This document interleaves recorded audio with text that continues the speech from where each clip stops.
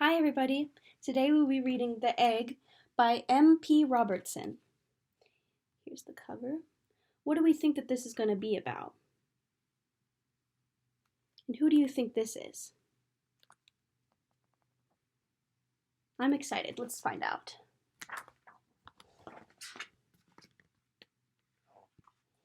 George knew something wasn't right when he found more than he had bargained for under his mother's favorite chicken.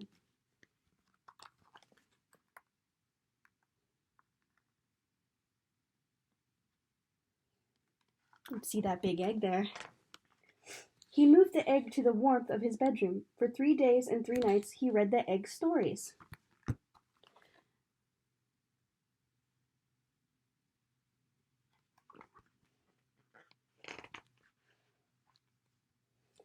On the 3rd night, the eggs started to rumble. Something was hatching, and it definitely wasn't a chicken.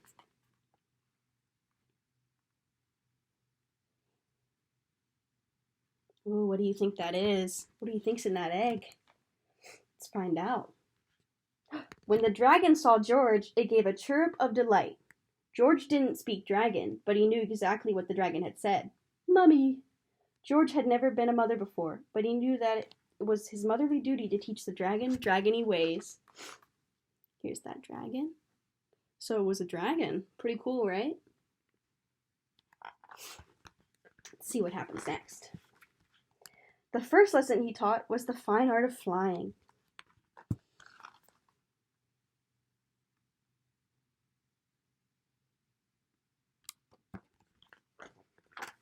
The second lesson was fire and how to breathe it. The third lesson was how to distress a damsel.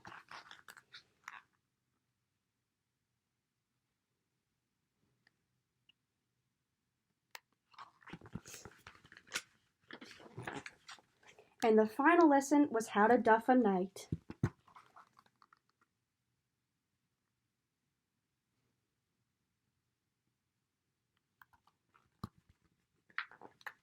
Every evening, as all good mothers should, George read the dragon a bedtime story. One night, as he read from a book of dragon tales, the dragon looked longingly at the pictures. A sizzling tear rolled down his scaly cheek. The dragon was lonely. Why do we think the dragon might be lonely? He has George, right? So why would the dragon be lonely? He was missing his own kind. Here's George reading the dragon a book. The next morning, the dragon had gone. George was very sad. He thought he would never see his dragon again. But 7 nights later, he was awoken by the beating of wings. Excitedly, he pulled back the curtains. There, perched in the tree, was the dragon. George opened the window and clambered onto his back. There's George sleeping. There's the dragon. And George flying away. They soared into the night, chasing the moon around the world, over oceans and mountains and cities.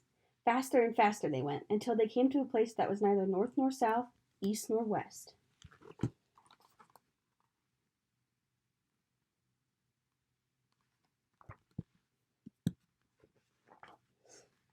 They swooped down through the clouds, into a cave that gaped like a dragon's jaws.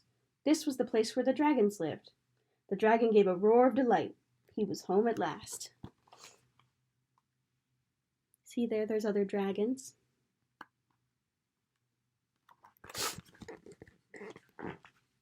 Finally, it was time for George to leave. Up, up they flew, chasing sleep through the night until they could see his home below.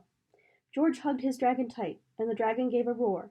George didn't speak dragon, but he knew exactly what the dragon had said. Thank you.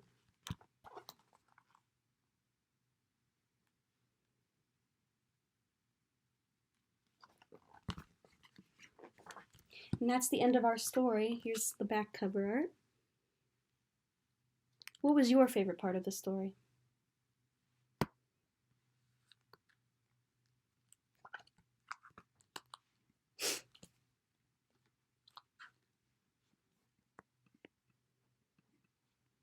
Have you ever had to help take care of a family member? Or maybe a pet? George took care of that dragon. Does that remind you of something maybe you've done? Well, I hope that you enjoyed this story like I did. Here's the art again. Have a great day.